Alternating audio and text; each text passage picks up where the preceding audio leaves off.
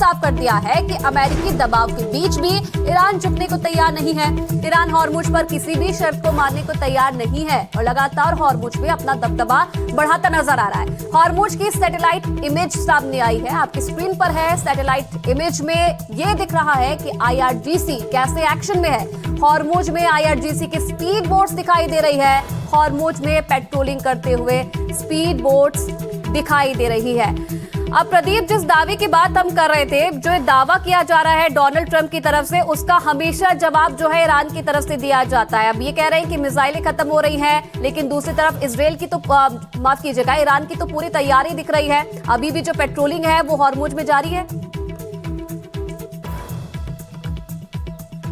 देखिए, अंग्रेजी में कहावत है, peace time is best time to prepare for war, यानी कि आप पीस टाइम को यूटिलाइज करते हैं वॉर की तैयारी करने में। ये सीज फायर को पीरियड पूरी तरह से ईरान तैयारी करता रहा है और ईरान पलटवार के लिए पूरी तरह से तैयार है, जिसके बारे में लगातार ईरान की तरफ से बयान भी आते रहे कि अगर आप हम पे हमला करेंगे तो हम पूरी तरह से तैयार हैं, हमें मालूम है कि जवाबी कार्रवाई किस तरीके से करनी है। और ये खाली अमेरिकन एसेट्स को हम टारगेट नहीं करेंगे, बल्कि उनके एलाइज को भी टारगेट करेंगे, एक सबक सिखा देंगे जो कर रहे हैं। अब आप देख सकते हैं ये स्ट्रेट ऑफ हॉर्मुज की जो ये एरिया है, किस तरीके से वहां पे आईआरजीसी का कब्जा और ज्यादा सख्त होता जा रहा है। यहां से मूवमेंट अभी भी नहीं हो पा रही है, क्योंकि अमेरिका चाहता है कि यहां से फ्री और सेफ पैसेज हो। फ्री और सेफ पैसेज का मतलब है कि जो भी शिप, चाहे ऑयल हो, किसी भी मुल्क की हो, वहां से मूवमेंट कर पाए। वहीं ईरान ने साफ कर दिया कि अमेरिका और उनके अलाइज को वहां पे से बिल्कुल भी मूवमेंट करने की इजाजत नहीं देंगे जब तक अमेरिका की नाकेबंदी रहेगी।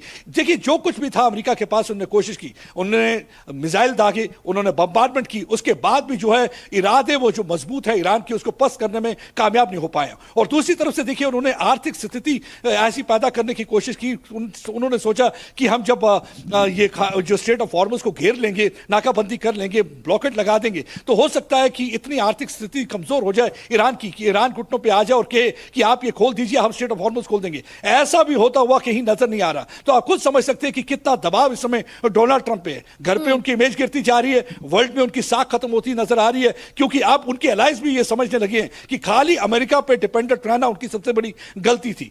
उनको बाकी मुल्कों के साथ भी रहना पड़ेगा, क्योंकि अमेरिका उनकी खाली सुरक्षा नहीं प्रदान कर सकता। बिल्कुल प्रदीप, अब देखने वाली बात है। दावे तो अपनी अपनी तरफ से किए जा रहे हैं, लेकिन ये युद्ध कहां तक जाता है और क्या समझौता हो पाता है, ये भी देखने वाली बात है। बहुत धन्यवाद फिलहाल आपका इस पूरी जानकारी के लिए। तो देखिए, महायुद्ध 2.0 की दस्तक हम इसीलिए कह रहे हैं क्योंकि हर तरफ से हालात ऐसे ही नजर आ रहे हैं, जहां अमेरिका और ईरान के बीच तनाव बढ़ता दिख रहा है, तो वहीं इजराइल ट्रंप के समझाने के बावजूद लगातार हमलावर है। इजराइल ने फिर से एक बार बड़ा हमला किया है। इजराइल का लेबनान और गजा पर यह हमला हुआ है। लेबनान पर हमले में 3 सैनिकों की मौत हो गई है। गजा पर हमले में 8 फिलिस्तीनियों की मौत हो गई है। तो देखिए, एक तरफ तो समझौते की बात हो रही है, लेकिन दूसरी तरफ इजराइल रुकने का नाम नहीं ले रहा। एक बार फिर से गजा को निशाना बनाया गया है और इस हमले में 8 फिलिस्तीनियों की मौत हो गई है। लेबनान और गजा पर इजराइल की तरफ से ये हमला किया गया था।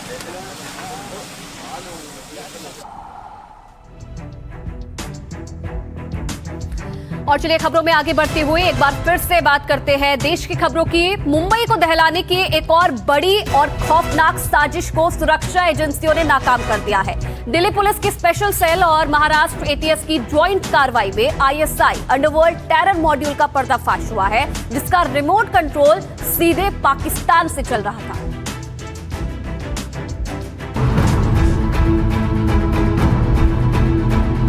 एनक्रिप्टेड ऐप से brain wash, ISI underworld connection का भंडाफोड़,